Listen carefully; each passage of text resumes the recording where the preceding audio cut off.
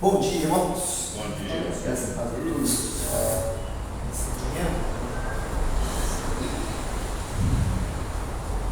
Bem? Ok? Olá, meus irmãos. Vamos continuar os trabalhos. Nós estamos começando hoje uma leve introdução à segunda carta aos Coríntios, né?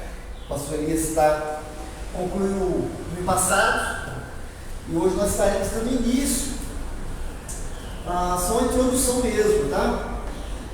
E convido os irmãos a estar deixando aberto aí esse 2 Coríntios para nós começarmos aí a estudar essa carta. É uma carta que ela consegue mostrar o coração do apóstolo Paulo. Ela faz um diagnóstico. É a única carta que nós temos aqui,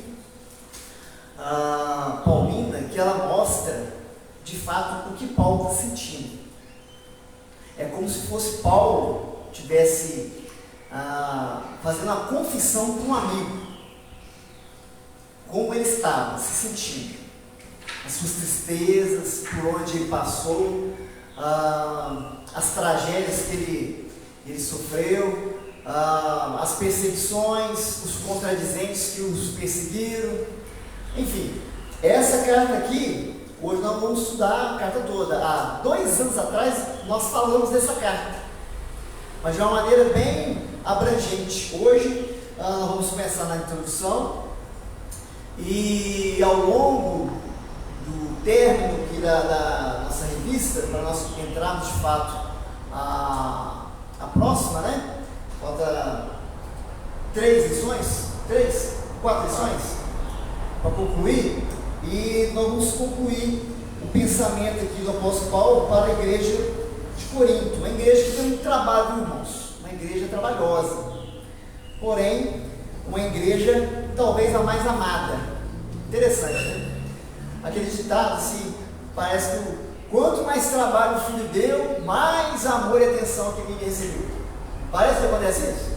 Essa igreja foi isso. A igreja de Corinto, ela é filha de apóstolo Paulo. O apóstolo Paulo plantou, na segunda viagem missionária, ele plantou essa igreja. Mas é a igreja que mais deu trabalho, e é a que mais derrama o seu coração para com esses irmãos. Muito bem, vamos começar aqui lendo pelo menos 3 versículos primeiro, para a gente analisar esses 3 primeiros versos aí, tá?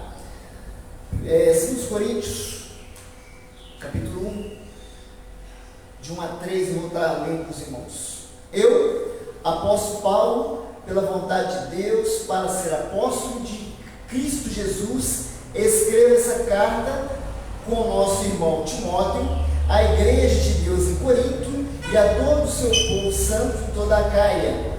Que Deus, nosso Pai, nosso Senhor Jesus Cristo, lhes dê graça e paz.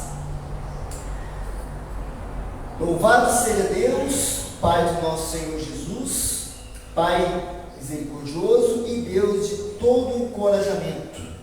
Talvez a sua versão está um pouquinho diferente, então vamos até falar sobre essa diferença que está aí. Mas, antes de tudo, joga pela slide. Vamos fazer aqui uma breve. Hoje nosso tema aqui é consolação e consolo. Na sua Bíblia aí, está escrito aí, deixa eu pegar a versão que você tem, no verso 3. Como é que está escrito no verso 3 aí? Bendito seja Deus, Pai de nosso Senhor Jesus Cristo, Pai das misericórdias, e Deus de toda Pai da misericórdia, Deus de toda consolação. Olha como é que está uma tradução melhor. Não é que essa tradução está errada, mas uma tradução que captou melhor o texto. Observe. Pai misericordioso e Deus de todo encorajamento. Opa, já mudou. Se nós olharmos aqui para o verso 3 aqui na ARA, que você tem em mãos aí, a palavra consolo é muito mais do que botar alguém no colo e falar palavras de incentivo, né? Não, é encorajamento. Aqui a tradução ficou melhor compreendida, quando vai traduzir do grego para o português, ficou melhor compreendida a palavra aqui, encorajar. É o Deus que nos encoraja, né? Que te dá palavras positivas, né? Não, vai dar tudo certo. Você errou, mas vai dar tudo certo. Não é isso. É mais do que isso, é encorajar. A expressão melhor é aquele cara que te empurra. Vocês conhecem aquela... Já viram? Eu sou de roça, então eu sei o que é. Quando a mula empaca, já viu, meu irmão? Quando a mula empaca, o que a gente faz? O que acontece quando a mula empaca? Cutuca ela. Cutuca, empurra ela, costuma botar um milho na boca dela assim para ela vir, empurra, dá um couro nela, mas ela sai. Ela desempaca. É o encorajamento. É empurrar, é jogar, tirar da inércia, empurrar. É disso que nós vamos tratar aqui hoje, por isso que nossa lição hoje tem esse tema: consolação e consolo. Olha aí, vigia, me vigie, tá? Muito bem, avança comigo. Vai. Introdução. Os irmãos vão ver aqui que eu já dei essa aula aqui há algum tempo atrás. Eu estou usando até os mesmos slides que eu usei, porque a matéria é a mesma e a introdução é a mesma. Então, só para os irmãos lembrar. Então, a introdução aqui é para os irmãos lembrar que Paulo escreve essa carta na província da Macedônia.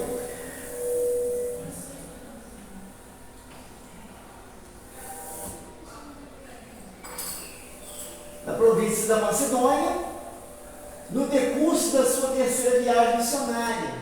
Logo depois ele recebeu um relato otimista de Tito após sua visita à igreja de Corinto. Nós olhamos para o texto aqui, que Paulo estava muito angustiado, estava querendo receber notícias de Tito. Por quê? Os irmãos lembram o que aconteceu lá em 1 Corinto? Os irmãos estão lembrados? Vão estar acompanhando a EBDI. Vocês lembram? Vocês lembram que o início de Paulo ter escrito a 1 de Corinto foi uma situação meio complexa? A igreja estava dividida, né?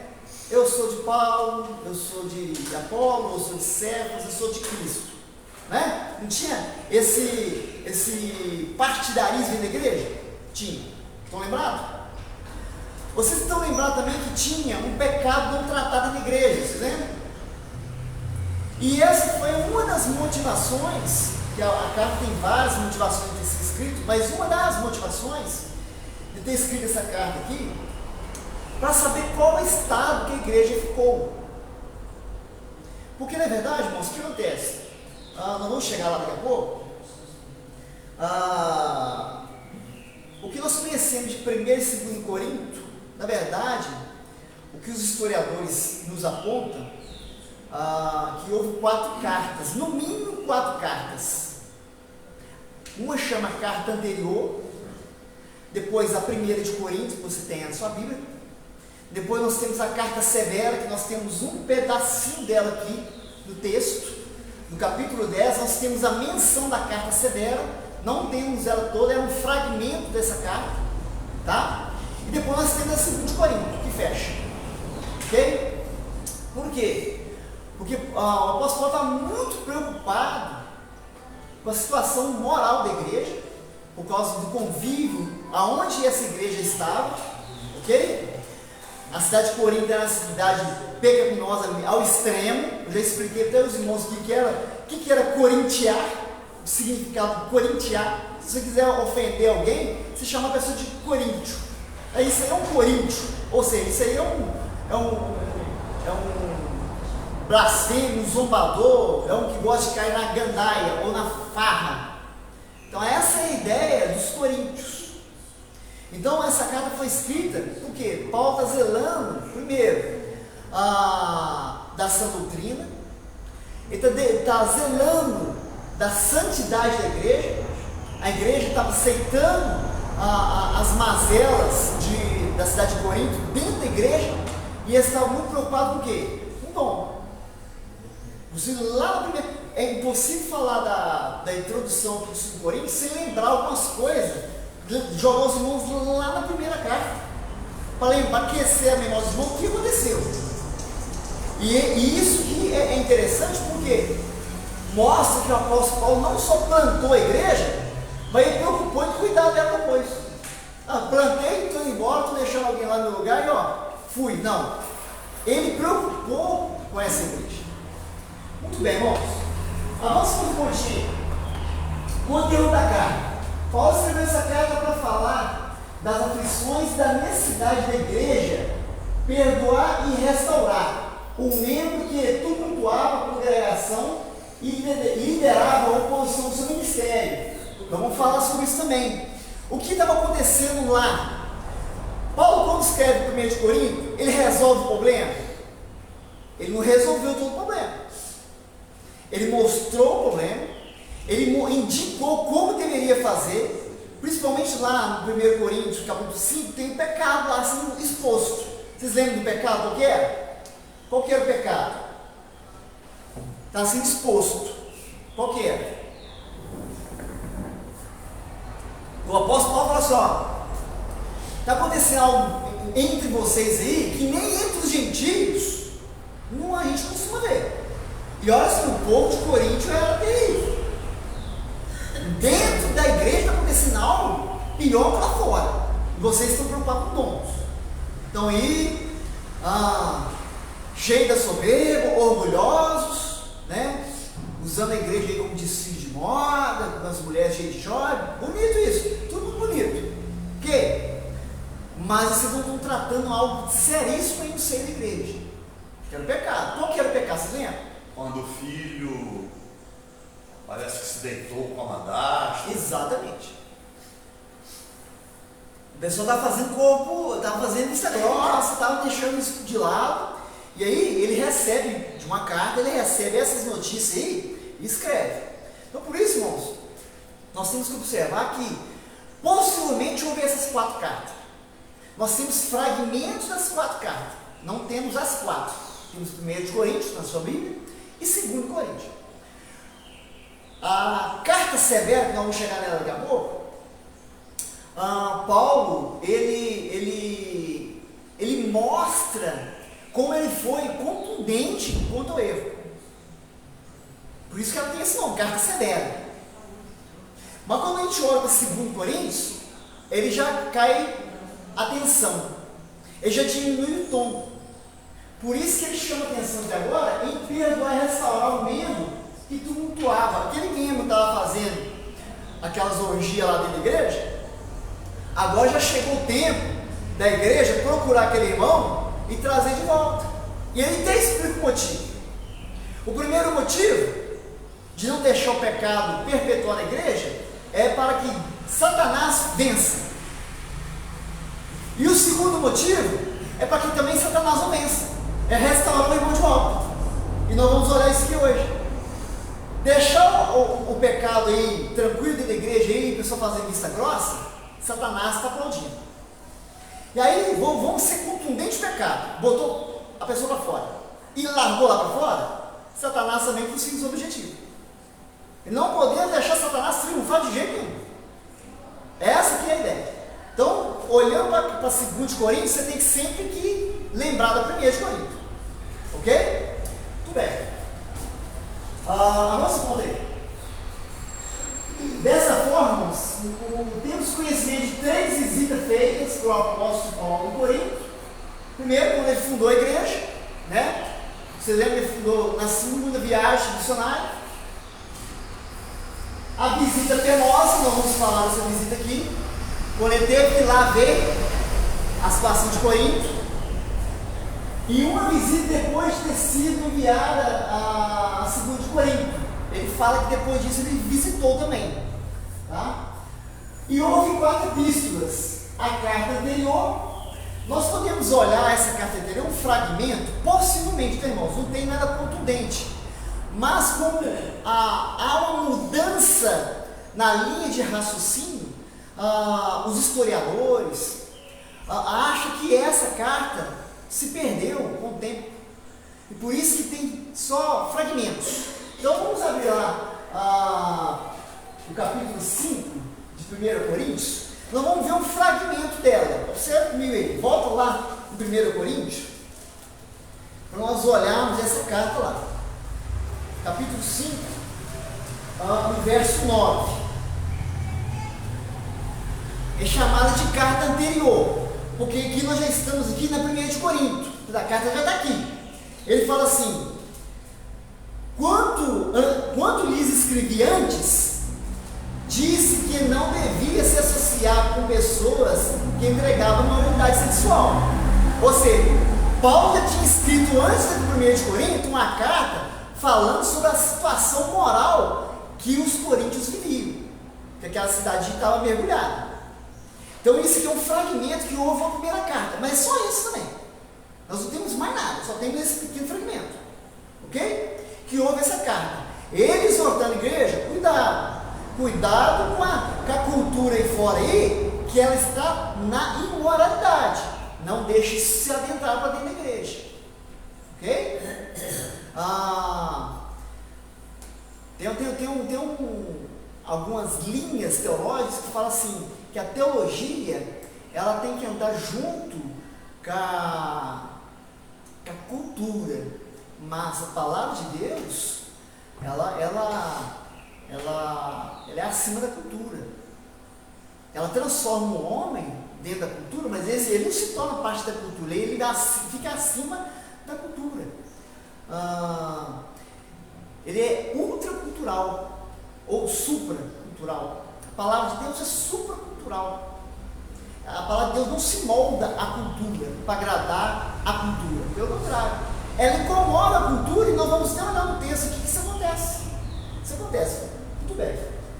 Aí nós temos aí depois a 1 de Coríntios, que nós estudamos ela agora recente. Nós vamos falar da carta severa. Onde está o fragmento da carta severa?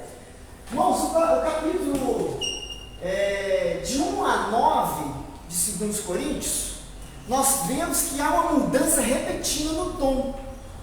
Por isso que nós percebemos que existe uma segunda carta, mais fragmentada.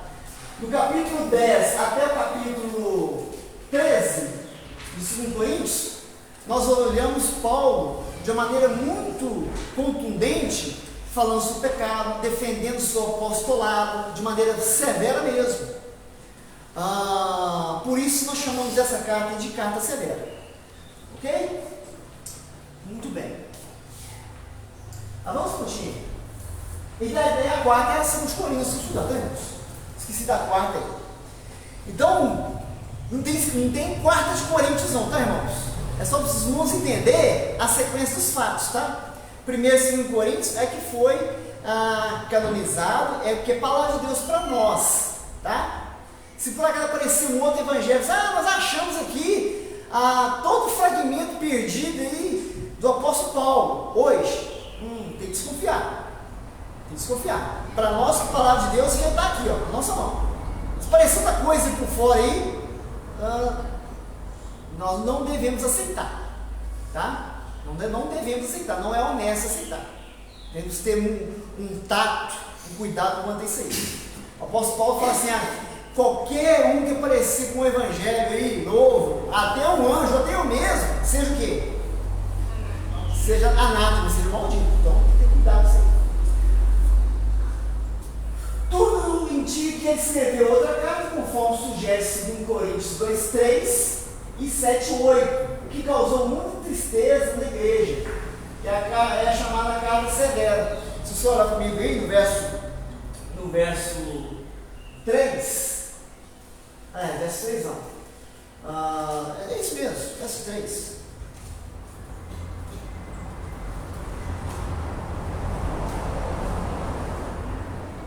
Não é o verso 3, eu digitei ele errado. Não é o verso 3. A carta severa mesmo começa com tom nela lá no capítulo 10. Se você olhar lá no capítulo 10, nós vamos ver essa carta severa. Nós só estamos com uma introdução. Mas eu não vou ler o capítulo 10 para os irmãos. Eu posso só ler o verso 9 do capítulo 10 para os irmãos verem como Paulo estava de maneira bem acentuada, enfatizando a sua insatisfação com a igreja. Observe, no verso 10, no capítulo 10, no verso 9, olha o que Paulo está falando. Não é minha intenção assustar vocês com minhas cartas. Não é minha intenção assustar vocês com as minhas cartas. Verso 10.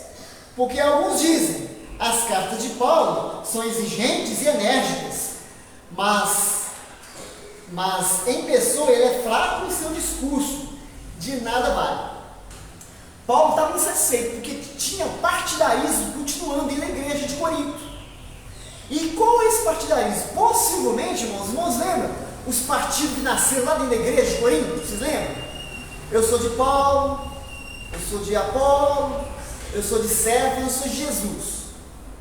Eu sou de Paulo, eu sou de Apolo. Tá tudo bem que Paulo veio com os gentios e Apolo também é um gentio. Eu sou de Cefas. Cefas, quem era Cefas? Quem era Pedro? Pedro era gentio? Pedro não era, Pedro era judeu. Nós olhamos aqui, há traços de judaísmo ali. E esses judaizantes fizeram oposição a Pedro, a Paulo mesmo. Os judaizantes fizeram oposição a Pedro. E em número pequeno, nós vamos olhar daqui a pouco, que são poucos que fizeram. Por isso que Paulo fala assim, ó, a maioria perdoou esse irmão, então traga esse irmão de volta. Eu vos perdoei. Então, se a maioria o perdoou, trago de volta. Nós observamos nessa expressão de Paulo que era uma minoria que fazia o alvoroço, a minoria. E geralmente são a minoria e faz um alvoroço assim mesmo. Às vezes contra. E o apóstolo Paulo passou muita dificuldade com isso. Vocês vão pegar lá Atos 19, 20, as suas lutas, as suas defesas. Paulo tem que se defender, Paulo apanhando, ora na mão dos judeus, ora na mão dos romanos, sendo açoitado por judeus, tomando varada com romanos. Tempo todo, tempo de defender o seu apostolado e a mensagem do evangelho. Tempo todo. Aí nós olhamos aqui para a segunda de Corinto, nós olhamos aqui Paulo abrindo o coração e nós podemos ver que ele está se derramando, falando à igreja como ele está, como está a sua saúde. Nós vamos olhar daqui a pouco, sua saúde não estava boa, estava debilitada. E nós olhamos que não é só saúde física, saúde mental também. Para passar tudo que esse homem passou e falar que esse homem estava 100% da cabeça, difícil. Ele não estava louco. Quando ele foi fazer a defesa dele diante de Agripa, Festo fala assim: Paulo, as muitas letras deixaram você louco. Você ficou louco por as muitas letras, não entende? Quando ele fez a sua defesa diante de Festo, as muitas letras estão te fazendo você, Paulo, delirar. Você fica louco. Mas olha a trajetória desse homem. Por isso eu até falei para eles assim: a morte de Paulo por decapitação foi uma benção. Foi uma benção. Porque senão ele tinha sofrido demais. Paulo tinha sofrido muito, irmãos. Vocês não tem noção. Esse homem plantar a igreja, ter que combater filosofias, tanto a escola dos epicureus, dos estoicos, dentro onde fervia o conhecimento, onde que a filosofia era idolatrada, né? Ali dentro de Atenas, dentro da Europa, ele teve que combater ali os filósofos daqueles dias ali, de maneira contundente, e sair vitorioso, mesmo se chamar de louco. Aí você é um tagarela. De onde vem essa doutrina nova aí? Que Deus é esse aí? Esse Deus que morre, que vem, que nosso meio. Que chama isso evangelho? Que é isso? Isso é loucura. Por isso que a sabedoria dos homens aqui, ela se torna envergonhada diante da loucura de Deus. Que o evangelho para os sábios é loucura, é loucura. É loucura. E nós olhamos tudo isso aqui nas duas epístolas e mais nas suas defesas, Paulo defendendo aí o seu apostolado. Nós vamos responder. A igreja tinha uma série de erros graves, os quais Paulo procurou corrigir, mas alguns membros diziam que Paulo não tinha autoridade apostólica para resolver problemas da igreja, dos rebeldes. Aí eu acabei de ler para os irmãos agora. Esses são os problemas que Paulo, que não resolveu com a primeira carta, que passou para a segunda carta. Porém, irmãos, nós vemos que esses irmãos depois se converteram de fato. Depois da carta severa, esses irmãos viram crente. Crente mesmo. Tá? Muito bem, você.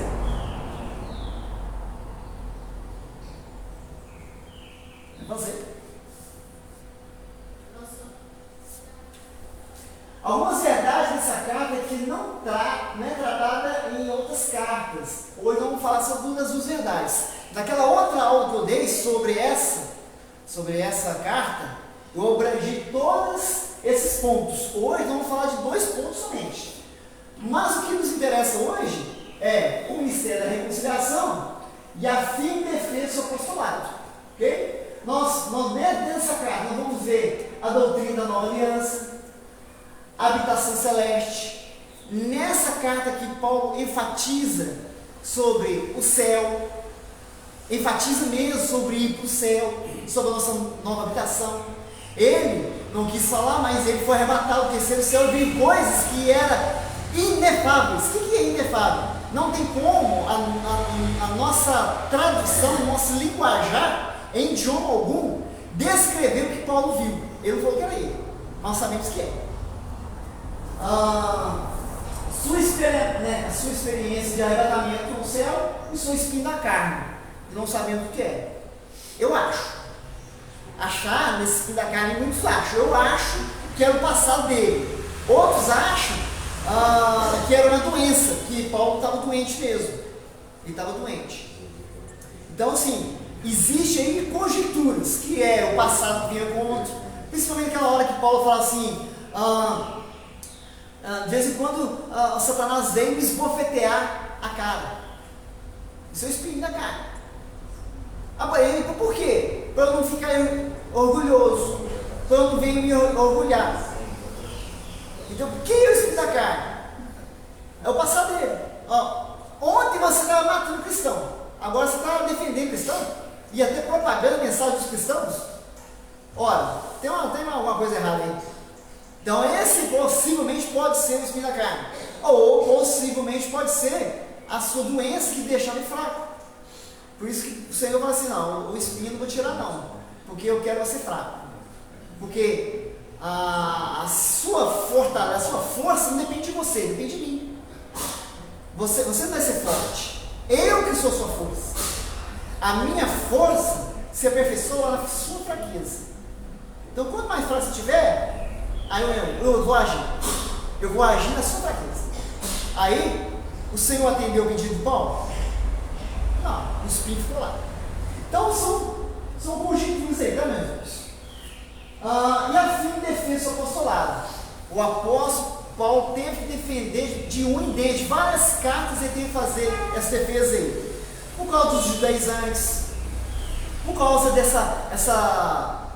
para eles, uma nova filosofia, que não é filosofia, ou se é a filosofia verdadeira. Os ensinamentos de Jesus é a verdadeira filosofia, que para o mundo grego isso era horrível. O mundo helênico era impossível conceber essas verdades. Então isso aí trata essa carta. Por isso Paulo tem que defender sua fé o tempo todo, e contudo o seu apostolado também. Vamos contar aí. Paulo foi surpreendido com a rebeldia persistente daqueles crentes.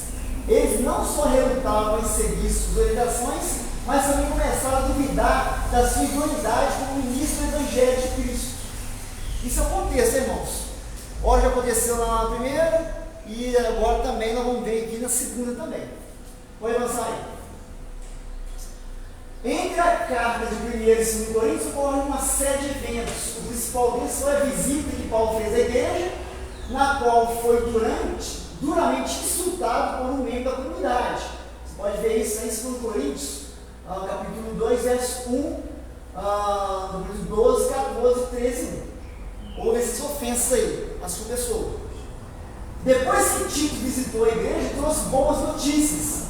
Paulo escreveu uma carta de reconciliação num tom mais ameno, que compõe a parte inicial de Coríntios de 1 a 9, que é a primeira que nós estamos tratando.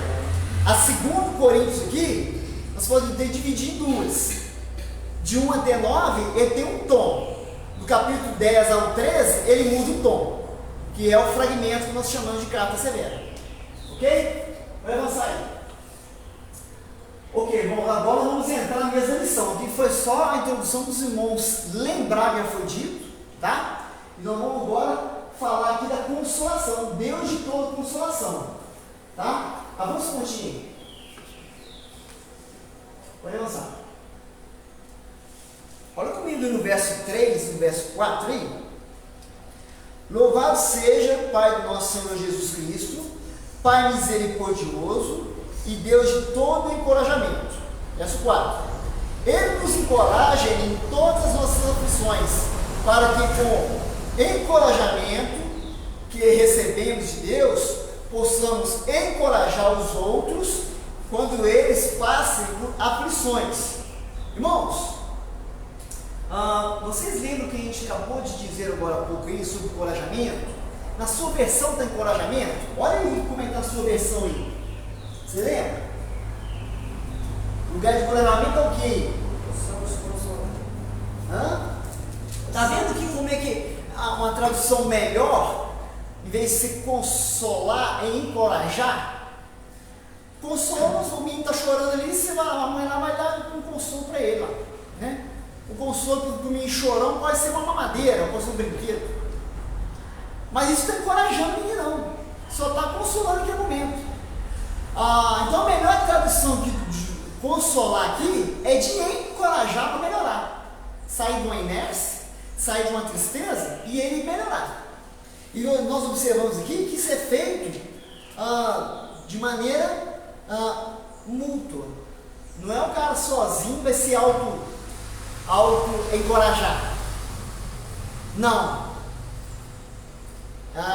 Ele continua a linha de raciocínio e antes de mudar, vamos dar uma olhada lá no capítulo 5, no verso 14, a gente poder entender esse encorajar aí. Vira comigo aí no capítulo 5, no verso 14. 5, verso 14. Quem pode ler para mim? Porque o amor de Cristo nos constrange, julgando-nos assim. O Senhor morreu por todos, logo todos morreram. 5:14. Pois é. O amor de Cristo nos constrange. Irmãos, essa aí não é uma tradução boa. O amor de Cristo não nos constrange. O que é constranger? O que é constranger? O que é ficar constrangido? Vou falar. Então a tradução, vamos traduzir para o português então. O amor de Cristo nos faz passar vergonha. É isso? Não é, porque aí vamos pegar aqui, vamos voltar lá para o grego. O que o grego fala de constranger? A palavra que é melhor posicionada aqui no seu contexto aqui é a palavra impulsionar.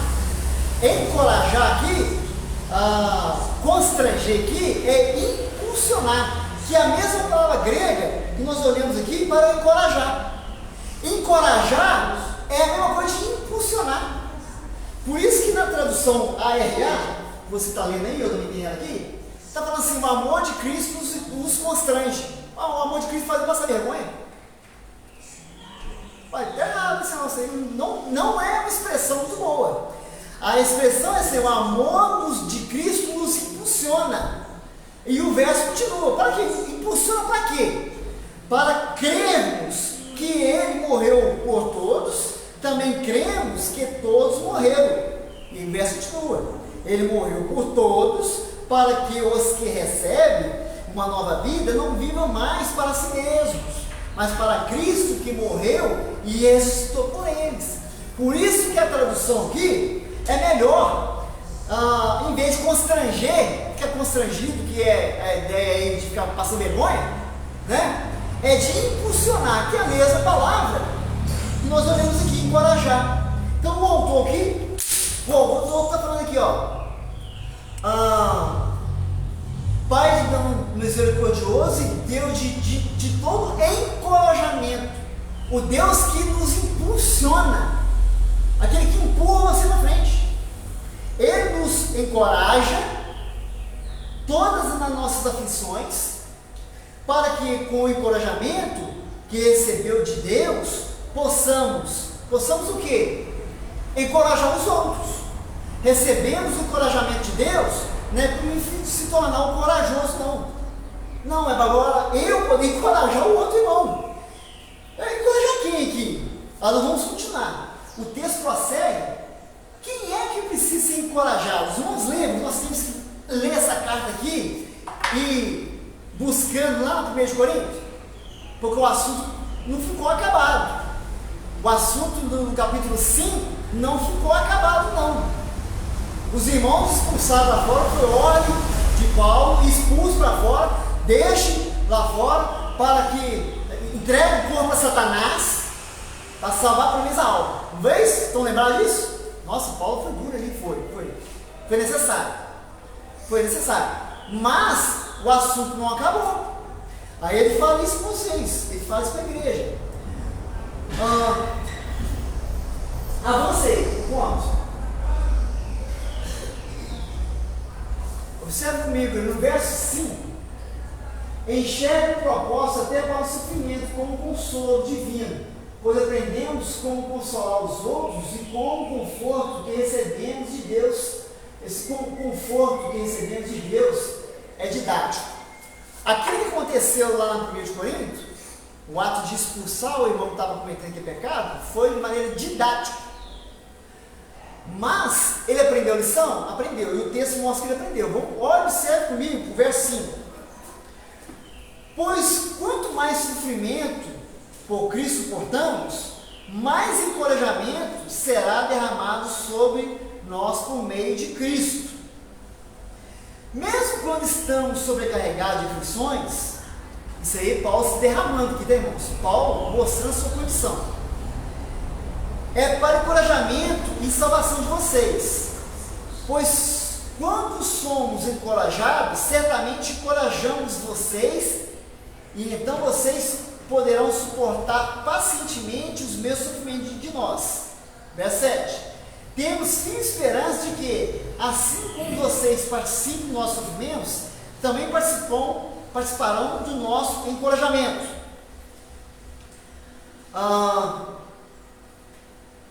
Deixa eu avançar aqui, irmãos, para situar os irmãos aqui.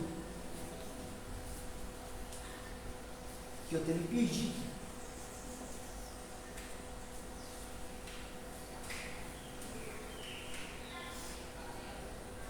Tá, avança para mim um ponto aí.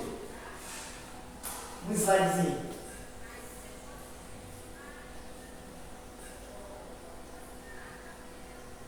Aí mesmo.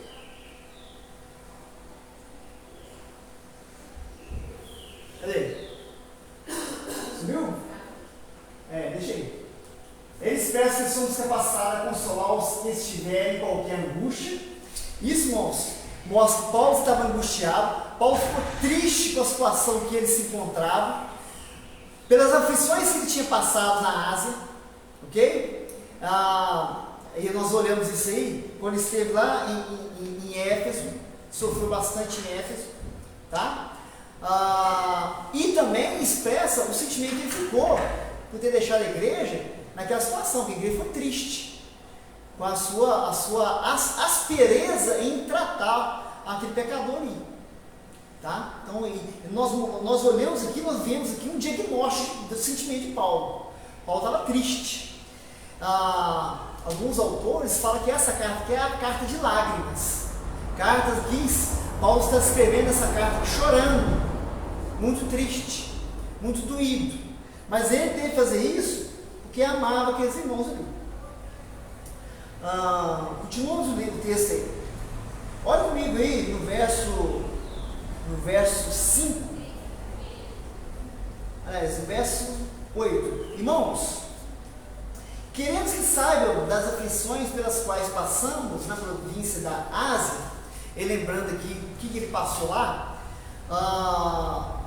Se os irmãos quiserem depois ver o que ele passou lá, anota aí.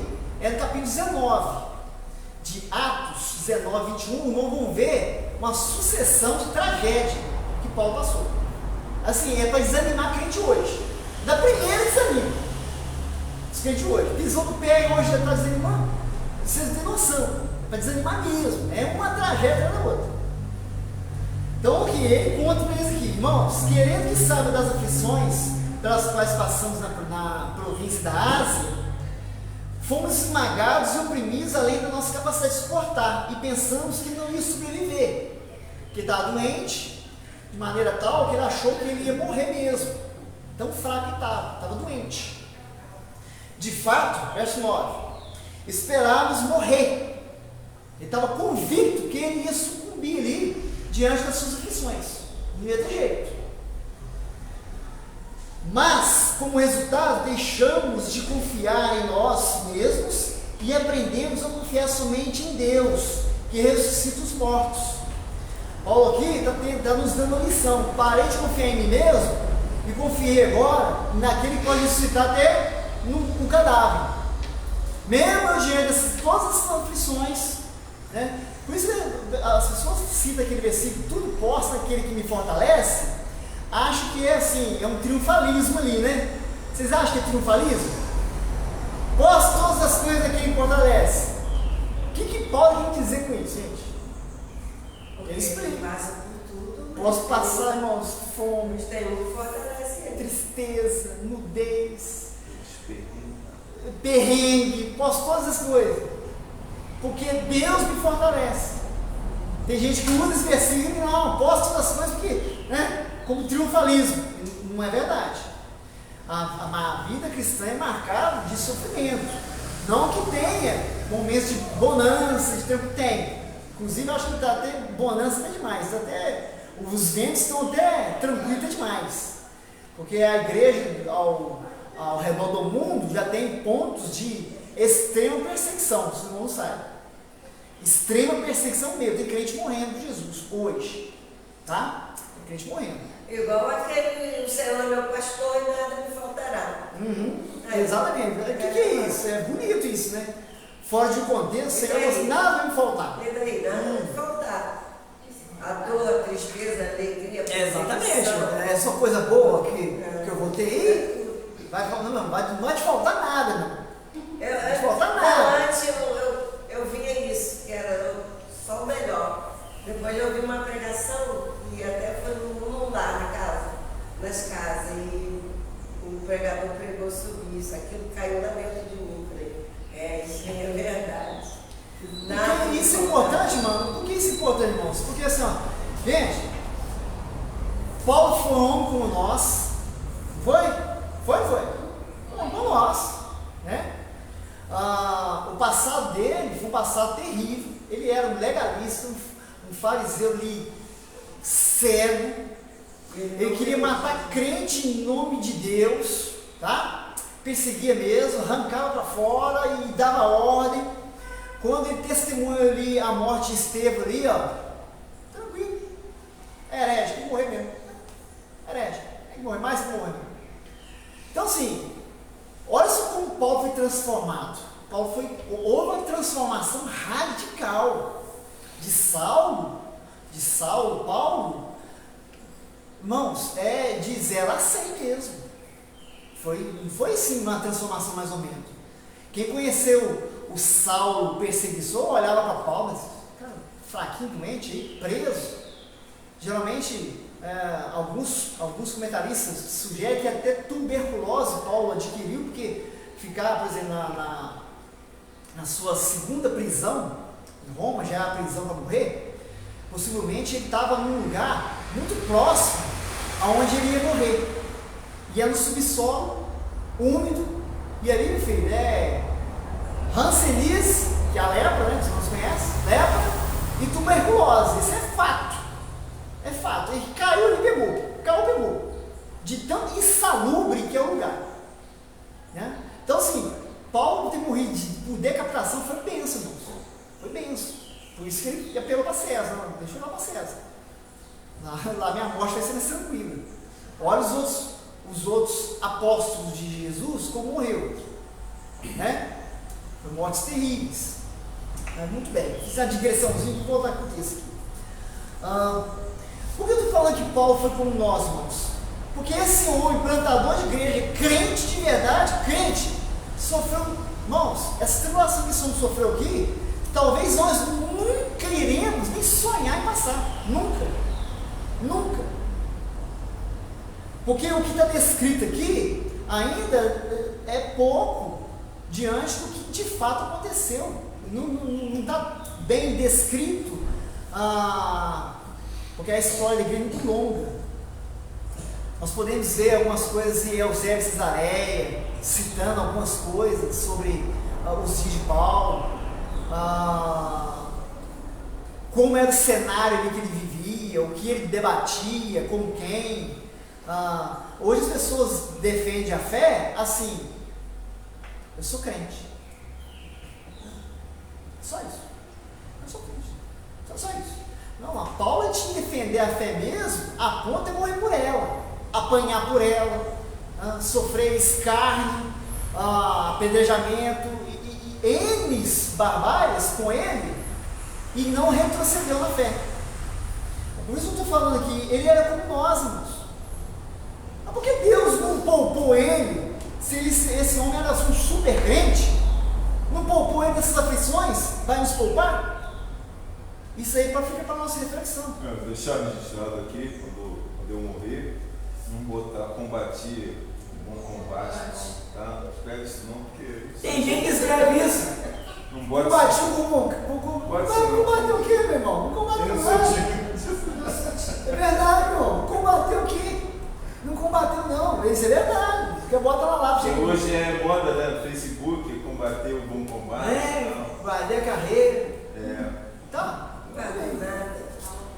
Muito bem, irmãos. Para alguns, cada um com o seu cada um. Para mim, não me escreve porque vai ser mentira. Não é verdade? Verso 19 aqui no capítulo 1. Vamos continuar. Pois Jesus Cristo, Filho de Deus, não oscila entre sim e o não.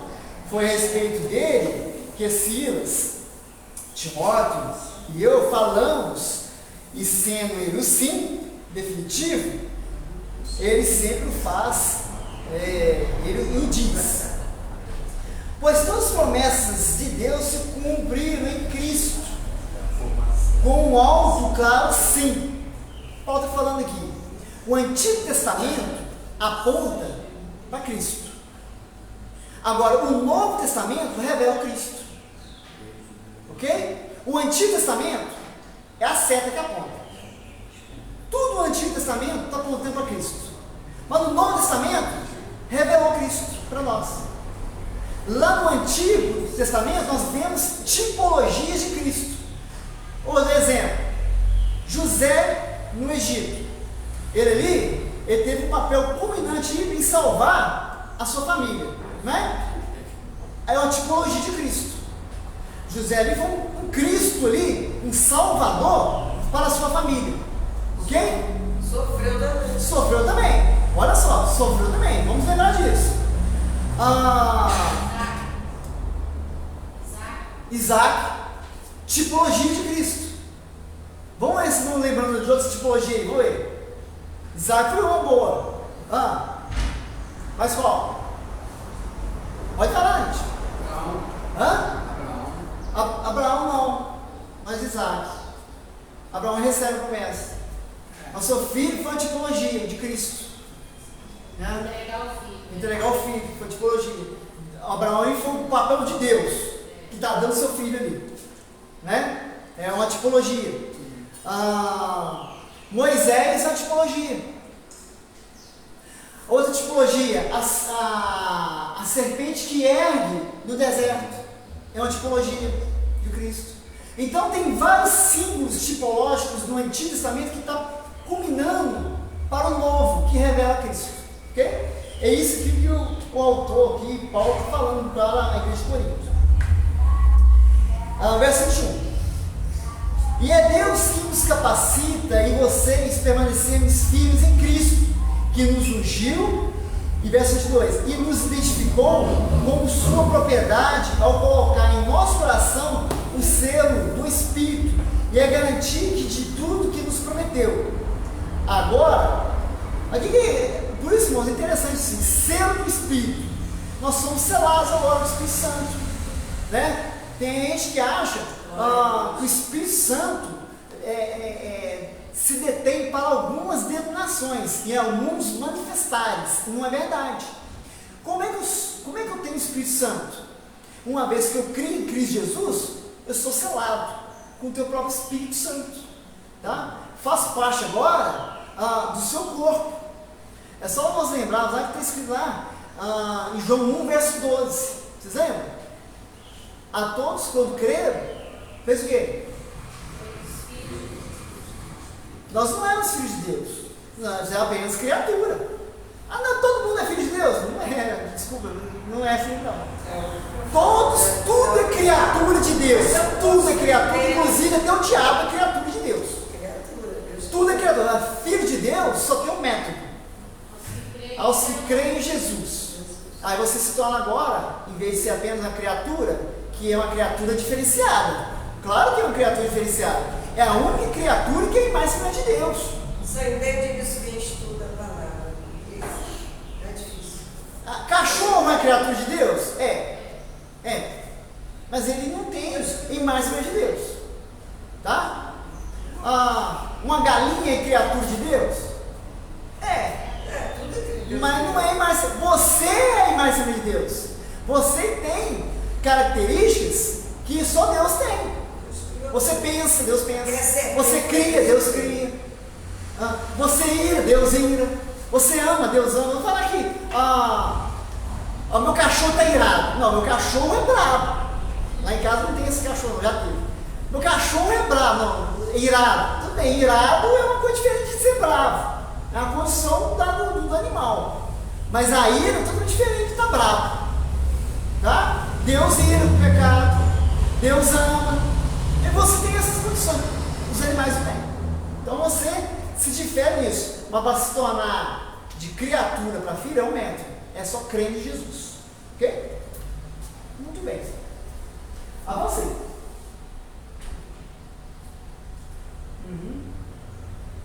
Acho que eu falei já, né? Avança. Tá. Vamos lá, deixa eu terminar aqui o capítulo 1 aqui. Agora invoca a Deus, verso 23. Agora invoca a Deus como testemunha que ele foi para poupá-los, que ainda não voltei a Corinto. E isso não significa que queremos controlar vocês, dizendo como exercer sua fé. Nosso desejo é trabalhar com vocês para que tenham alegria, pois é pela fé que permanecem firmes. Não é que Paulo aqui está com medo de ir lá em Corinto, não.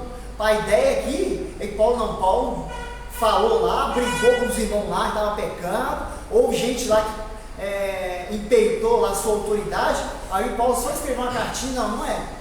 Porque a tristeza de Paulo é tão grande que naquele momento ele não seria ideal para ele ir, naquele momento.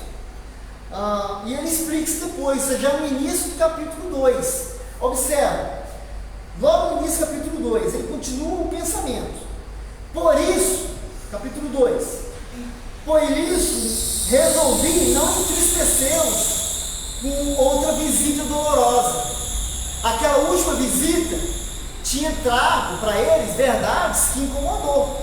E, irmãos, verdades nos incomodam. Ser confrontado incomoda. Ser confrontado traz tristeza. Não vou falar não, porque eu não posso, e tem metanoia radical que vai me bater lá fora. Mas se você for um metanoia radical, você vai ser confrontado em algumas áreas da sua vida.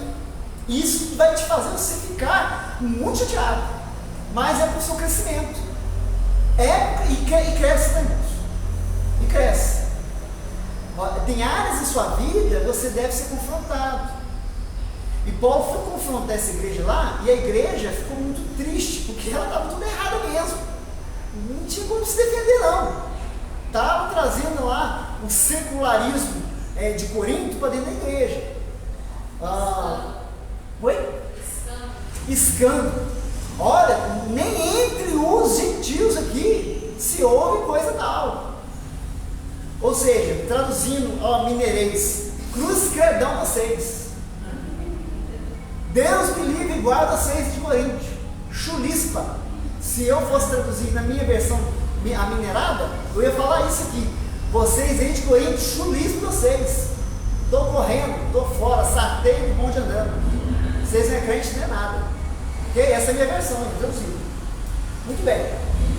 Por isso, resolvi não entristecer-os com outra visita dolorosa. Pois se eu lhes causar tristeza, quem vai me alegrar? A igreja estava triste, mas ele também estava triste. Ele estava precisando de consolo também. Tanto a igreja estava precisando de consolo, do trato, e ele também estava.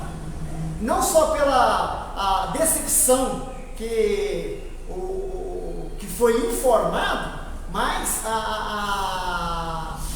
as batalhas que ele já tinha travado naquela viagem. Ok? Pois se eu se causar tristeza, quem me alegrará? Certamente serão aqueles que entristeci. Aí ele faz uma pequena citação aqui da carta Severa, verso 3 em capítulo 2. Olha, irmãos, eu não vou fazer isso mais, sabe? Eu não vou aproveitar slide de última aula para me fazer outra aula. Não vou. Porque eu me perdi aqui por causa do slide. Esse slide tem 2 anos que eu dei essa aula aqui, mas eu vou aproveitar o mesmo slide. Não funciona. Já vi que eu fiz o slide. Mas tudo bem, vai dar para ir. Não que se aprende. Não é? Mas vamos lá. Foi o motivo de eu ter escrito como fiz, para que quando eu for, não seja entristecido por aqueles que deveriam me alegrar. Eu escrevi para vocês, e aqui nós estamos tendo um tom aqui mais amistoso, não de uma maneira mais severa. Não que ele não vai chamar atenção com essa carta, ele vai chamar também. Mas agora aqui, ele está mais polido na sua fala. Ele não está sendo mais tão severo quando ele escreveu a carta severa. Ok? Então veja bem. Foi esse motivo de eu ter escrito como fiz, para que quando eu for, não seja entristecido por aqueles que deveriam me alegrar. Sem dúvida, vocês sabem que minha alegria vem do fato de vocês estar alegres. Verso 4. Escrevi aquela carta, está vendo aí? Está escrito na sua Bíblia aí? Escrevi aquela carta, não é essa, é aquela carta, com grande angústia. Capítulo 2, verso 4. Escrevi aquela carta com grande angústia, com o coração aflito e muitas lágrimas. A minha intenção não era entristecê-los, mas mostrar-vos o quanto eu amo vocês. Aqui Paulo está fusgando com a vara. Quem já teve que disciplinar o filho com a vara? A Islane levantou o braço porque pode encostar logo. Irmãos, quantas vezes eu dava um coro nos meus meninos em casa lá e eu ia lá para o outro cômodo chorar. A Islane é testemunha disso. Era necessário, mas eu ia chorar. E eles não me viam chorando, mas eu saí de perto e chorar também. Paulo aqui é a mesma coisa, ele foi duro, ele escrevendo aquelas. Gente, imagina aquela pena molhada. Ele escrevendo ali, tinteiro, pena, escrevendo para a igreja de Corinto, que não tinha melhorado, tinha mostrado os rebeldes ali, e ele escrevendo para a igreja, e chorando em lágrimas, triste. Mas ele fez isso, ele fala no final do verso, eu fiz isso porque eu amo vocês. Um pai não corrige um filho porque ele é masoquista. Masoquista, eu não estou afim de bater alguém hoje, vai ser desse menino aí. Deus pune a gente, não sei. Por que ele faz? Ama. Será que Deus é masoquista? Fica batendo a gente, vira toda, vai batendo. Não. Você merece o corpo. Não, na verdade, nós, ainda bem que Deus, Ele não nos castiga conforme a nossa iniquidade. Amém. Amém. Obrigado, Senhor. Porque Ele é um Deus longânimo. Obrigado, Senhor, por isso. Porque Ele é tardio em irar. Ele é tardio em irar ainda. Louvado seja o teu nome por isso. Mas Ele não deixa impune, Ele pune. É necessária a punição. Isso é prova de amor. Tá? Agora, irmãos, vamos entrar na outra parte aqui dessa carta aqui, que é a parte que mais nos interessa da lição. Consolação e consolo. Os irmãos vai lembrar o que aconteceu lá, um dos problemas graves da igreja lá. E agora ele requer lembrar os irmãos que isso não pode continuar do jeito que está. Puniu, agora nós vamos ter que mudar isso aí. Observe comigo o verso 5 aí. Capítulo 2, 1 Coríntios 2, da 5. Quem pode ler para mim, por favor? 2, 5? É. Porque se alguém me conquistou, não me conquistou a mim, senão em parte, para vos não sobrecarregar a vós todos. Eu vou ler aqui numa outra versão que os irmãos vão pegar a ideia também. Olha, não exagero quando digo que o homem que causou tantos problemas magoou não somente a mim, mas até certo ponto a todos vocês. Essa versão fez lembrar qual é o assunto. Ok? Lembrou o assunto? O assunto lá de 1 Coríntios 5. Quem pecou? Foi um irmão só. A carta foi escrita só por um irmão só? Não, para a igreja toda, irmão. Por isso que porque nós somos um corpo. Se um membro ficar ferido, o corpo todo sente. Não adianta só jogar lá fora, não. Mas esse corpo aí está doente. Tem que restaurar o membro que está doente. Olha só como essa carta aqui tem uma teologia profunda aqui. Profunda. Tem que curar o dedinho, sabe? Tem que curar o dedinho, né, irmão? Não dá para amputar o dedinho. Né? E a gente só lembra que tem dedinho, não se bate nele, né? Ninguém lembra. Dedinho. Aqui só tem uma vantagem. Doer. Não, em Corinto só tinha uma igreja evangélica. Já tem muitas. Entendeu? Aham. Só tinha uma. Não tinha pra onde ir. Ou você está lá dentro ou lá fora. Aqui não, aqui você disciplina um, ele sai da igreja e vai para outra. às vezes não aceita isso. Porque não aceita. E essa dor que ele está falando aí, outro não está os pés. E ainda sai falando da outra. É. E ainda sai falando da igreja. Mas aquilo que eu falei há pouco tempo, hoje nós estamos vivendo os dias, e até um sociólogo cristão que fala isso aí. Nós vivemos hoje a fé de consumo. O cara olha o dízimo, acha que o dízimo é a mensalidade que ele paga para ir para o clube que ele frequenta, chamado de igreja. Então eu sou consumidor. Eu venho, sento, me divirto aqui. Eu não dou dízimo não, estou dando dízimo para o pastor.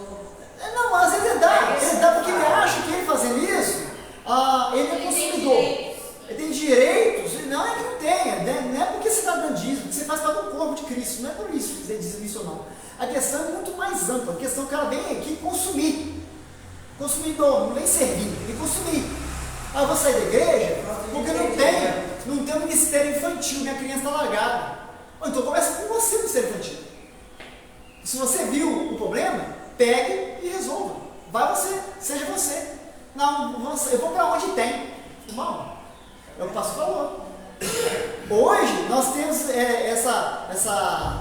esse consumismo aí, as igrejas hoje também parecendo empresa que tem que disputar o mercado e oferecer as melhores liturgias, os melhores shows, os melhores grupos, para ficar inchada, né? Para merecer o teu auditório.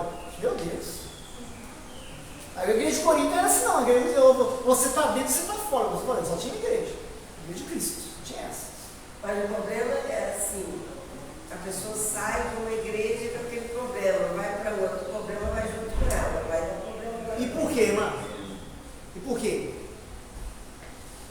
O problema está nela, de falta de conhecimento. Irmãos, são N problemas, mas aqui a gente pode perceber o problema master. Você falou aí, você sai de uma igreja que tem problema, vai para outra igreja que tem problema lá, por quê? Porque lá não tem santo não, irmão. Santo você está rindo. Lá tem pecadores, alguns regenerados, outros não, mas tem lá.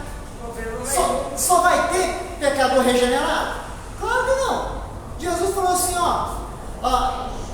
vai ter joio que mereceria o quê? Vamos arrancar o joio? Não pode. Tá na hora. Não pode, tem que deixar crescer junto. Aí você vai sair de uma plantação aqui de trigo, vai para outra plantação de trigo e vai achar que não vai ter. O problema é quando um joio vai para outro campo de joio e vai atrapalhar o joio de lá também. O joio de lá está até mais bonito.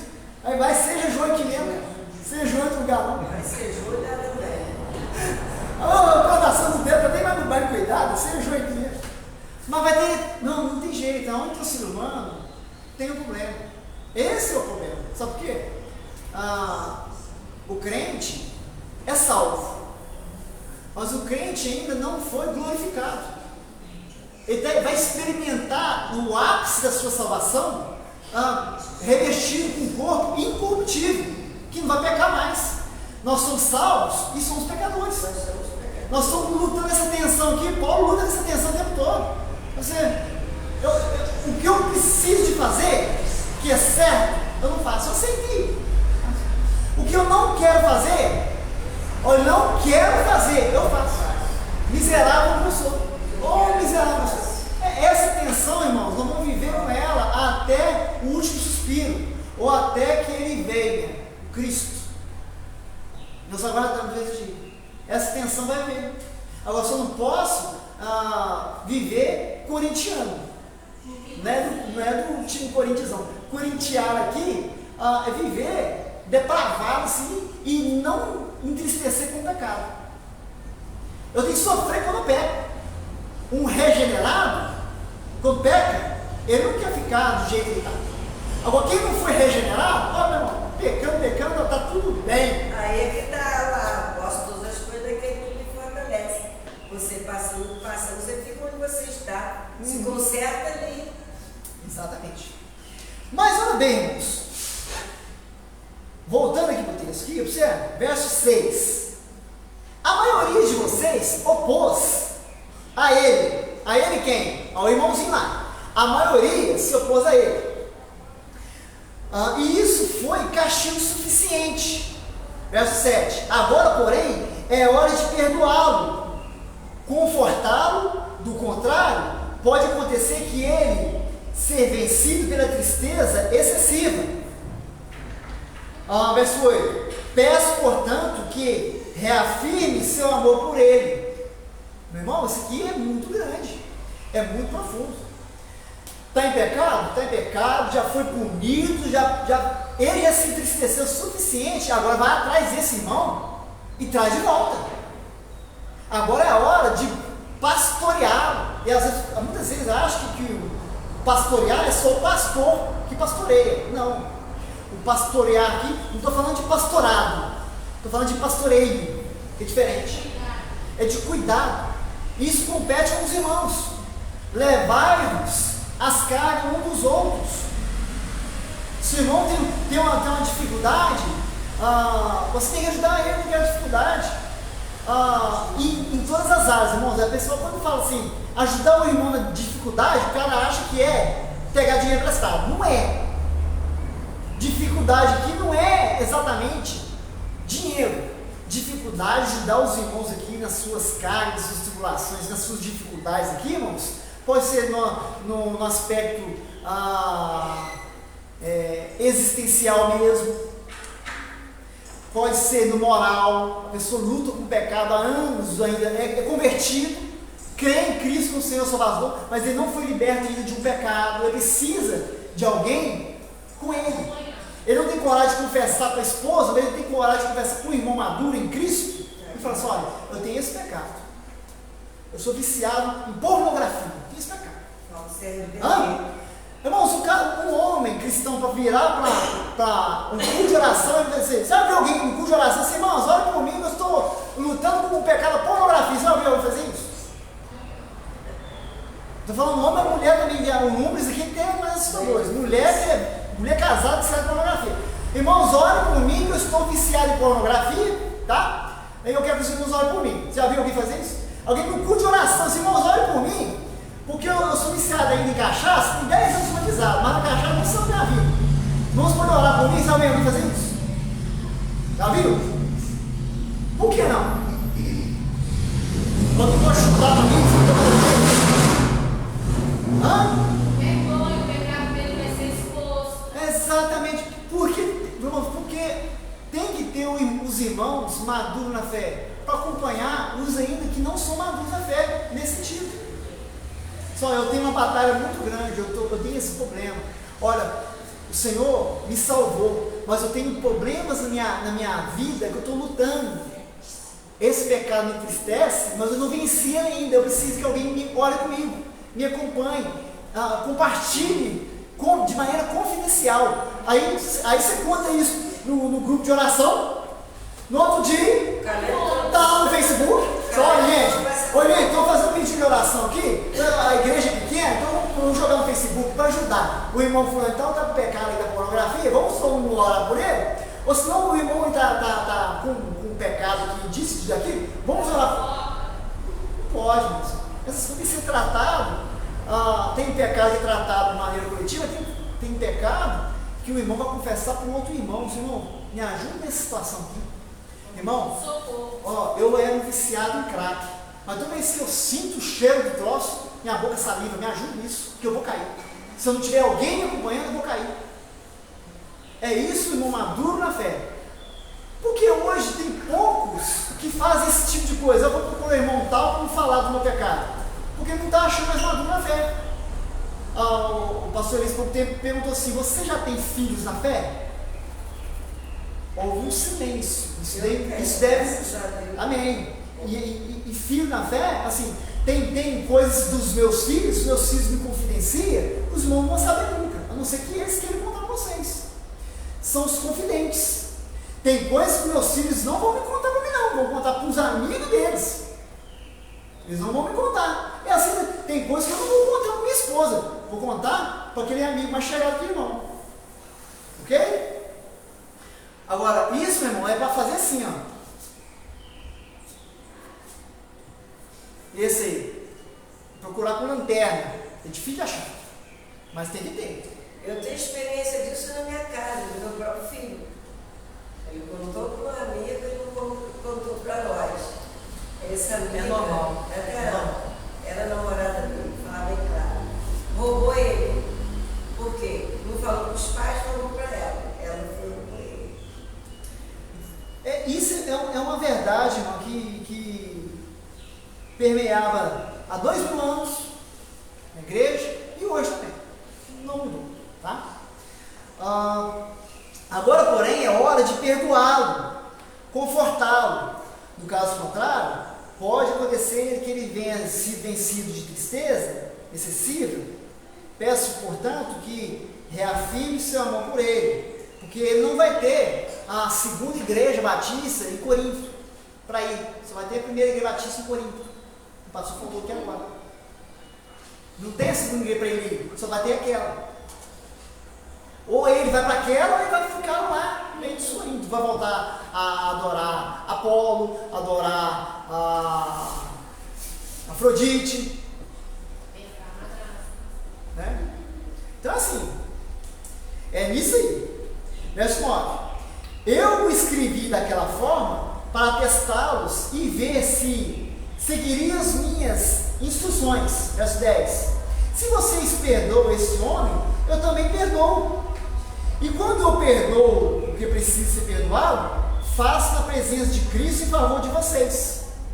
Olha, meus irmãos, o problema é que nós olhamos o pecado do outro, que é pior que o nosso. E o santo nos perdoou. Jesus nos perdoa de todo pecado, das nossas injustiças. Quem sou eu de não perdoar o irmão que caiu? Será que o meu pecado é mais bonitinho que o pecado não? Geralmente o que exclui na igreja é só o adultério. A fofoca não exclui. Já viu alguém fazer? Vamos fazer uma sessão aqui para excluir o fofoqueiro da igreja. Tem? Ó, gente, vou excluir aqui os inadimplentes, vou caloteiro, vou excluir os caloteiros da igreja. Não, mas o capim caiu no meio do teto, não, Deus, esse tem que ser excluído. É isso, é porque o nosso julgamento é deficiente. O nosso julgamento, o julgamento errado, ele vai através da minha justiça. E eu não tenho justiça nenhuma. Que justiça que eu tenho? Zero. Justiça zero. Então aqui, o irmão foi confrontado, foi castigado, agora é a hora de trazer de volta. E isso uma igreja saudável deve fazer, tá, irmãos? Avança aí. Vai avançando aí para eu ver aonde eu vou. Se não quer.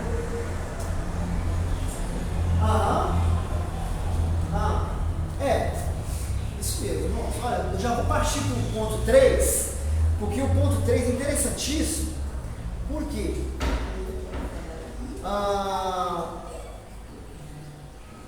O ponto 3, irmãos, é os dois lados do Evangelho. O Evangelho, ele causa essa impressão nas pessoas. O Evangelho genuíno causa isso, um efeito contundente na vida das pessoas. Aceitando ou não, isso o Evangelho faz. Então, observe comigo, eu vou dar um pequeno passo aqui, porque depois eu vou falar das viagens que ele teve lá em Troade, que é Troia depois, né? Mas eu vou pular lá para o verso 14, para nós chegar aqui no ponto 3. Pecados são denunciados, mas com o objetivo de trazer a cura para a comunidade. O que aconteceu? Ou deveria acontecer. Ok? Avança um pontinho.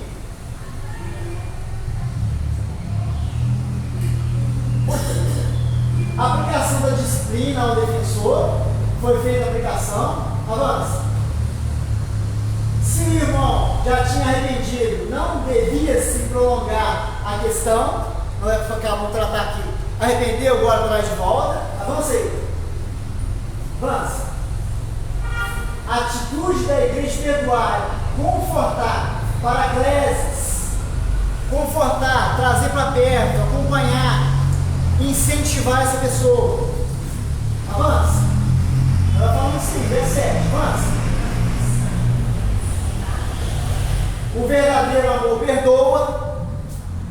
Nós estávamos falando isso um dia desse mesmo. A pessoa fala assim, eu perdoo, mas não esqueço. Irmão, nunca a Bíblia mandou você esquecer de nada disso. Eu perdoo, não esqueço. Irmão, doce ilusão. Sai disso, é bobagem. Mas se você perdoa e você está passando na rua, que você muda de lugar, você não perdoou de fato. Você não usou do perdão verdadeiro. Você falou só de boca. O perdão genuíno, ele não é de boca, ele nasce do coração de fato. Você tem que conviver com a pessoa? Claro que você não tem que conviver com a pessoa. Você não vai conviver com a pessoa. Mas não é conviver a ponto de você hostilizá-la.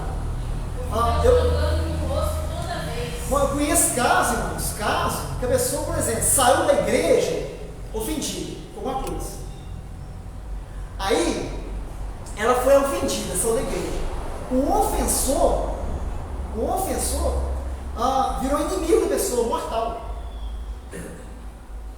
E ficou fazendo calúnia da pessoa. Aí você faz a oração do Pai Nosso e fala, Senhor, nos perdoa assim como assim nos perdoado. Gente, não ora assim não, isso é um perigo. Isso é uma sentença de morte. Senhor, só me perdoa se eu perdoar. Amém? Amém, igreja? Isso é uma sentença de morte para nós. Se não haver perdão, é inferno. Então, não é que você vai esquecer, irmãos. Você não vai esquecer. Mas isso não pode mais te doer. Isso não pode mais te incomodar. O verdadeiro perdão deixa essas mazelas para trás. Isso aí eu maduro na fé. Eu nasci de novo. Ok? Abandone essas coisas. Tá? Muito bem, avancei. Perigo em não perdoar quando há verdadeiro arrependimento. Avancei. O perigo é de você empurrar o irmão lá para Satanás. Né? De fato. De fato. Se você não perdoar, e só exclui não perdoa de fato para trazer, ou você trouxe, mas não acompanhou o irmão que está no pecado, você não fez muita coisa também. Você tem que acompanhar o irmão, cuidar desse irmão. E com a minha moral, com as bases das minhas morais? Não, com as bases bíblicas, com o princípio bíblico. Não adianta eu chegar para o irmão e dizer, porque eu nunca fiz isso com a minha esposa, e bancar um santarrão, e tem coisa muito pior escondida para ver se eu espero aí. Isso é uma verdade. Não é isso. Não posso tomar essas atitudes aí com base da minha justiça, da minha bondade. Que justo eu não sou. Mas é o que a palavra de Deus nos orienta. Que a justiça que há no justo, que é Cristo. Ok? Muito bem. Agora chegou no juízo. No versículo 2 a 12, ele utiliza a imagem de uma entrada triunfal militar em Roma para mostrar os frutos do seu ministério. Essas paradas eram realizadas após uma guerra onde o vencedor era o destaque. A analogia que Paulo faz aqui, né? Deus é o general vitorioso e os crentes são dispostos de guerra, sendo conduzidos triunfantemente diante do mundo. Agora, o que é isso? Vamos lá para o texto. Verso 14. Leia comigo aí. Mas graças a Deus que em Cristo, sempre que nos conduz triunfantemente. Está escrito assim na sua Bíblia? Verso 14. Como é que está escrito aí? E graças a Deus que sempre nos faz triunfar em Cristo. E por meio de nós manifesta em todo lugar o cheiro do seu conhecimento. Bom, nós temos uma tradução um pouquinho melhor. Não que essa esteja errada. Uma tradução melhor. Observe, esse texto vai ganhar um sentido melhor para você. Mas graças a Deus que em Cristo sempre nos conduz triunfantemente. Agora, por nosso intermédio, ele espalha o conhecimento de Cristo, através de Paulo, das pregações de Paulo, que Cristo foi conhecido, por toda parte, como um doce perfume. Ué, nós somos perfume? Nós vamos entender essa analogia aqui agora. Olha o verso 15. Somos o aroma de Cristo que eleva até Deus, mas esse aroma é percebido de forma diferente por aqueles que estão sendo salvos e por aqueles que estão perecendo. Por quê? Agora que é da questão. É um perfume só, mas existe recepção diferente. O general chegando à batalha, vitorioso. Imagina o general chegando, chega na frente o arauto dando a boa nova, que é o Evangelhos. A palavra evangelho não é exatamente uma palavra cristã, ela foi trazida do termo militar para nós, aquele que anuncia boas notícias de um rei que vem triunfante. Evangelhos. Então é a boa nova. Imagina só, o arauto chegou, trago boas novas para vocês, nosso rei ganhou a batalha, está vindo disposto de guerra. Então havia o costume de festejar a chegada desse rei. Com o quê? Jogar incenso, ervas aromáticas, né? Aqueles perfuminhos que a gente come camelô aí, para botar um cheiro de carro, incenso, né? Vou pensar esse negócio aí. O rei está chegando, sinta o cheiro. Para nós que somos salvos, para nós que somos militantes junto com o rei, isso é sinônimo de quê? Ganhamos. Mas aqueles que foram os cativos da guerra, os sobreviventes da guerra, os inimigos do rei, aquele cheiro anuncia o quê? Morte, meu irmão. É o mesmo cheiro. Para um significa o quê? Não dá no 16. Pode ler para nós, irmão. Leia para nós, irmão. Para este certamente cheiro de morte, para a morte, mas para aquele cheiro de vida, para a vida. E para estas coisas, quem é idôneo? Uau! Irmãos, avança um pontinho.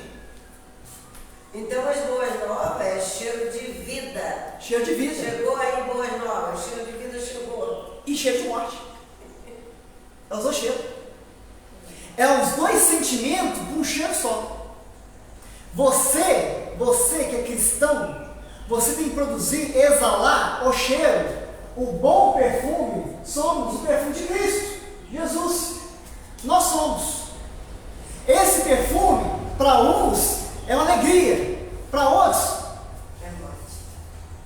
carniça, essa chegou aqui agora. Alguém pisou a Cristina fala que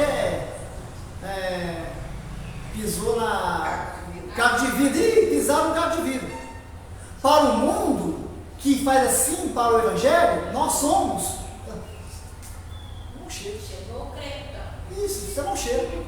Para outros, pensa, chegou mais um irmão em Cristo.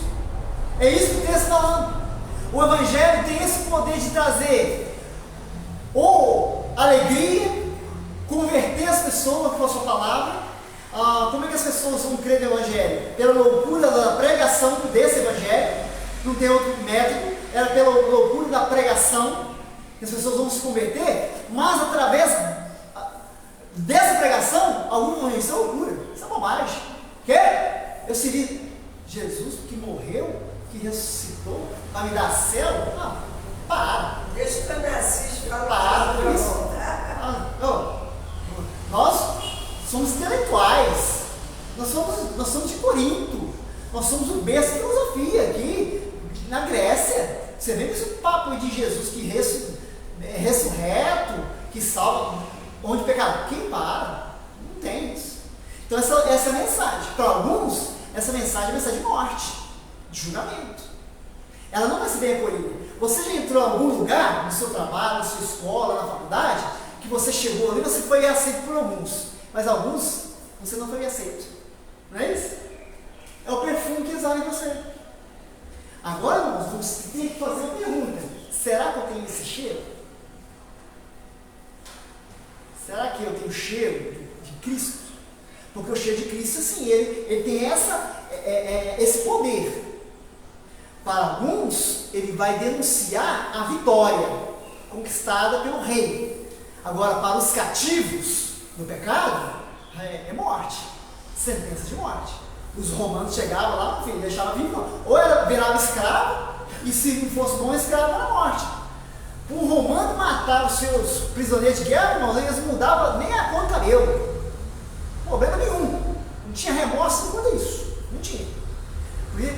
Botar alguém pendurado na cruz para eles, irmãos, era tranquilo. Eles tinham prazer em fazer isso. Né? Quem conhece o circo de Nero, você vê um Nero pervertido em ver gente pendurada num tronco pegando fogo. Ele tinha prazer em ver gente queimando. Sentia cheiro de carne queimando e gostava. Isso é. Os romanos tinham prazer nessas coisas. De matar mesmo, isso é ruim. Foi um império poderoso. Ontem eu convidando, quando alguém está na loja, quando eu estou lá, eu faço convite. E essa semana foi o convite da cantata. Aí teve um rapaz que sempre vai lá e disse: eu quero ir, ouvir a palavra, quero aprender a palavra de Deus, porque eu não quero que mais um testemunho do meu pai. Então eu quero ir numa igreja que eu aprenda a palavra. Não é que eu saí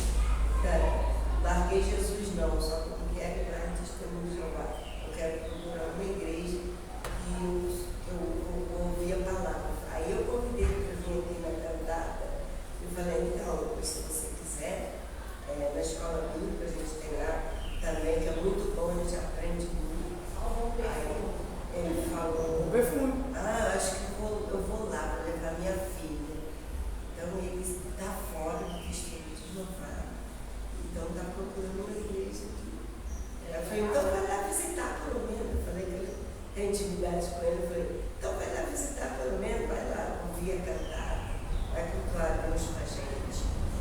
Aí, vamos prestar atenção se ele está. Isso é interessante, mas por quê? Repete, pode vir. Porque é engraçado que Paulo usa essa figura do perfume aqui, né, por causa do mecanismo que era usado ali entre os romanos, entre os vencedores ali de uma guerra, esse é o ato de jogar perfume, né? Você tem que falar que você está com perfume? Você fala assim, ó, eu estou com perfume. Ô gente, eu estou com perfume. Né? Ó, eu estou com perfume, tá bom? Estou com perfume. O natural é você chegar e as pessoas sentir naturalmente que você está perfumado. Eu não tenho que pegar a caixinha do caiaque e botar no pescoço aqui, ó. Estou usando caiaque. Tem pouco que eu uso um caiaque também. Isso aí é só para caiaque, Natal. Mas, pendurar aqui, ó, caixinha do caiaque aqui, pessoas falam assim, olha, ele está com caiaque. Olha, ele é crente, ele está carregando a Bíblia, ele é crente. Não, o meu modo de vida tem que perfumar. Não é à toa que Jesus disse assim, vocês são o quê? Sal. Para produzir um efeito. Vocês são luz, para produzir um efeito. Ok? Vocês agora são perfume, para produzir um efeito. Essa aqui é a analogia. Você produz um efeito. Como já disse, o Evangelho causa esse efeito. Para a vida, todo para a morte. Ok? Muito bem, avança um pontinho. Pode avançar no contexto que eu falei. Avança. Sobre a questão aí do cortejo de um rei triunfante. Pode avançar. Agora eu vou. Paul Walsh, os irmãos talvez não conhecem. Paul Walsh é um americano, um teólogo, pastor.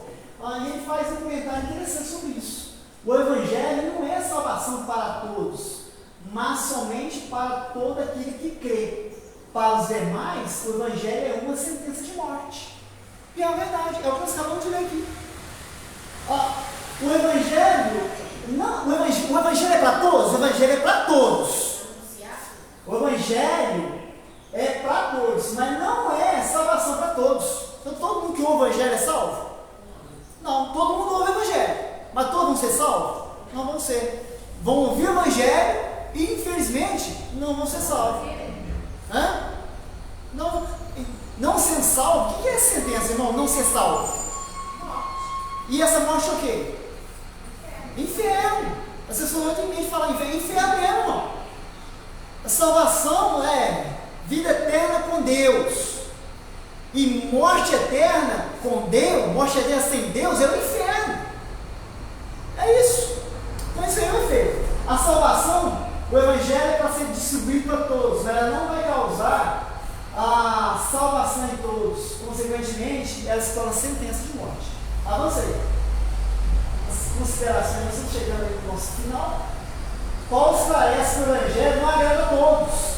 Para com eles, cheio de morte, para a morte, e para com aqueles, aroma de vida para a vida. E com essas coisas, quem está à altura?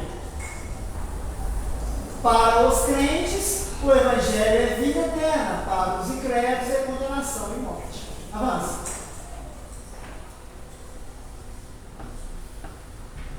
Avança um pouquinho.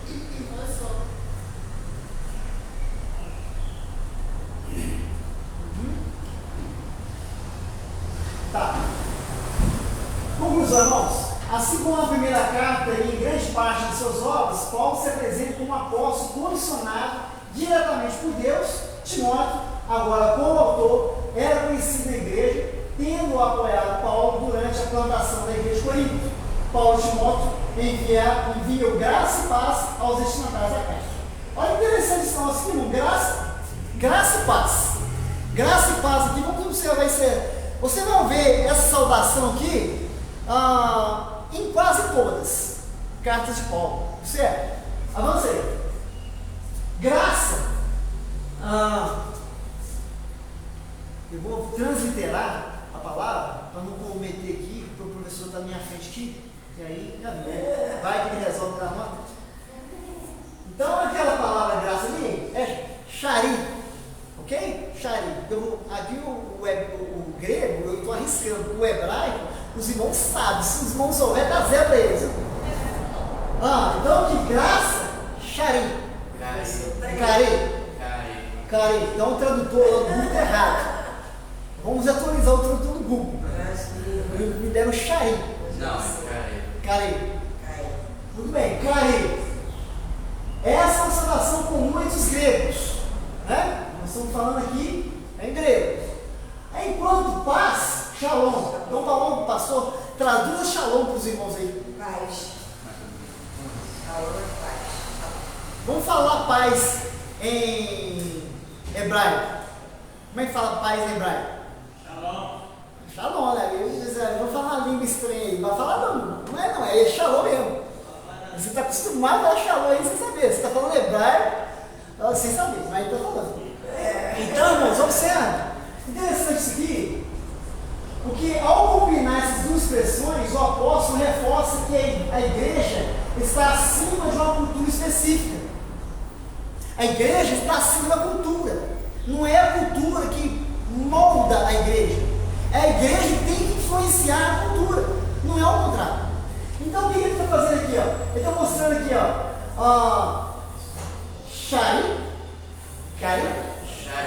Shari e Shalom. Ao combinar essas expressões, o apóstolo reforça que a igreja está acima de uma cultura específica. A igreja não é igreja e nem é judaica. A igreja é universal do reino de Deus, não é, não tá? A igreja é católica, não é romana, não. A igreja é universal, a igreja é espalhada no globo terrestre. Nós somos membros da igreja do apóstolo Paulo, ok? Lá de Corinto. Nós somos membros da igreja da irmã Maria, mãe de Jesus, amém? Você é membro dessa igreja?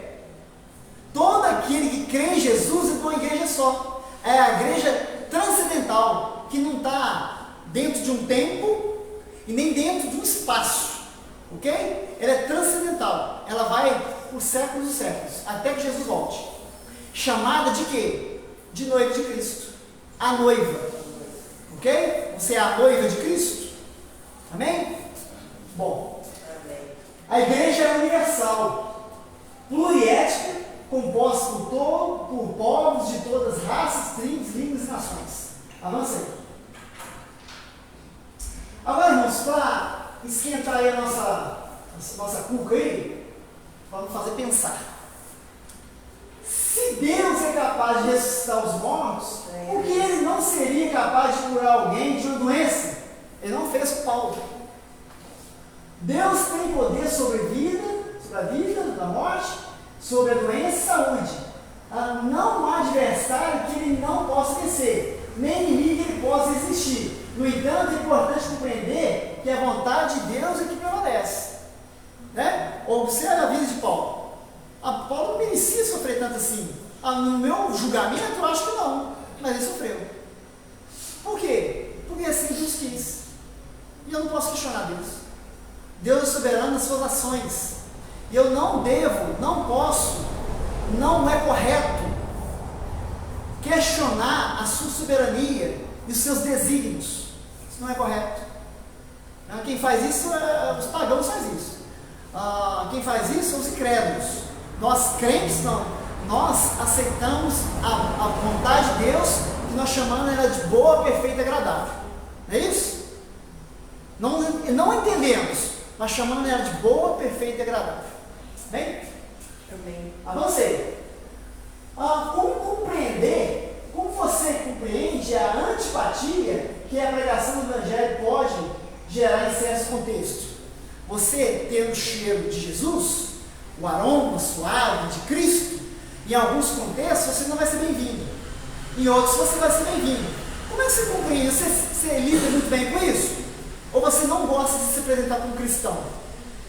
Não, eu não quero incomodar eles, não, né? Eles estão bem ali, não vão incomodar, não, porque, né? Você é um 007, um espião aqui, ó. Conhece a musiquinha? Dando espionagem? Tem crente espião, que ninguém sabe que é cristão. Ninguém, mas tem. E para nós pensar aqui, devido à presença de Cristo na vida do crente, é possível ser um crente de maneira oculta? Tem gente que ser crente de maneira oculta. É o cara tentar passar um perfume, mas perfume não tem jeito, né? Até se você passar gasolina no seu corpo, essa gasolina vai cheirar. Não é verdade? Tem gente que fala assim, eu sou crente, mas de maneira oculta, eu sou crente só para mim aqui, tem jeito. Vocês pensam isso, tem jeito. E para nós concluirmos, você tem o bom perfume de Cristo? Aí você pergunte você mesmo, faça essa pergunta, que ela seja uma provocação. Para mim é uma provocação. Será que eu estou perfumando o perfume de Cristo? Se eu estou perfumando o perfume de Cristo, eu falo do evangelho dele, eu propago as boas novas dele, isso vai agradar alguns. Aqueles que acolher a palavra, vai ser a terra fértil que vai produzir. Vai ter aqueles que não vai agradar, vai ter um como inimigo. Se você produz esse cheiro aí, que é o de Cristo, você vai produzir duas coisas: o evangelho, levar o evangelho ao vivo e produzir inimizade do mundo. Tá? Se você é inimigo do mundo, meu irmão, feliz és, bem-aventurado é. Amém? Irmãos, eu não sei se o pastor vai dar um aviso, falta 10 minutos, não sei se a mensagem do pastor já estava pronta aí, não sei. Mas eu tenho a mesma dificuldade com o pastor. Desculpa, eles arrumaram esse professor aí.